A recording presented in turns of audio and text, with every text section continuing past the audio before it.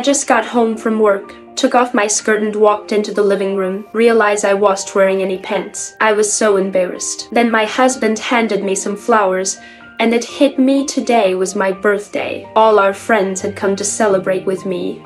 I went to the bedroom to change into a fancy dress for the dinner party.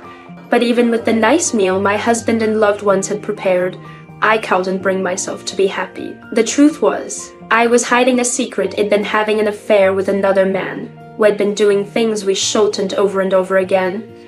I knew it was wrong to betray my husband, but I just couldn't stop.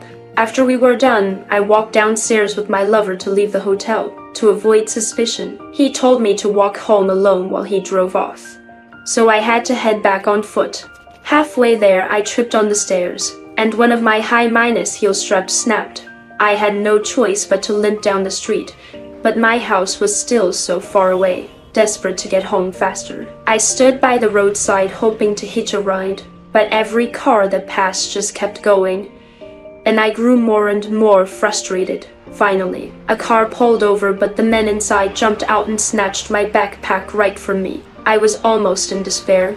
I looked around for help and saw some pedestrians nearby. I kicked off my shoes and ran barefoot toward them, begging to borrow a phone. But as soon as they saw how I looked, they turned and walked away. Just when I was ready to give in to the nightmare, a police car pulled up.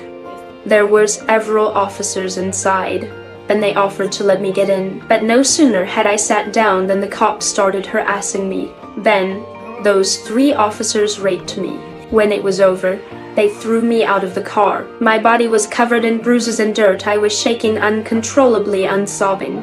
Luckily, a jogger passed by, noticed me, and helped me get home. As soon as I walked in, I rushed to the bathroom, desperate to wash away the shame and filth. My husband asked where I'd been all night. I couldn't bring myself to tell him about the police officers who'd violated me, so I lied and said it had to work overtime at the office. He believed me and said he understood. After that horrific night, I lived in fear every single day.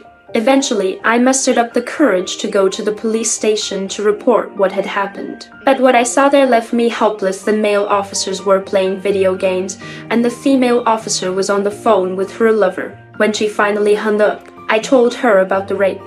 Instead of helping, she accused me of slandering the police. She said there was no evidence to back up my claim, had me fill out a quick form, and then kicked me out. On my way home, I grew angrier and angrier. It lost all faith in the police and the law. So I made up my mind I was going to take matters into my own hands and get revenge on those who'd hurt me.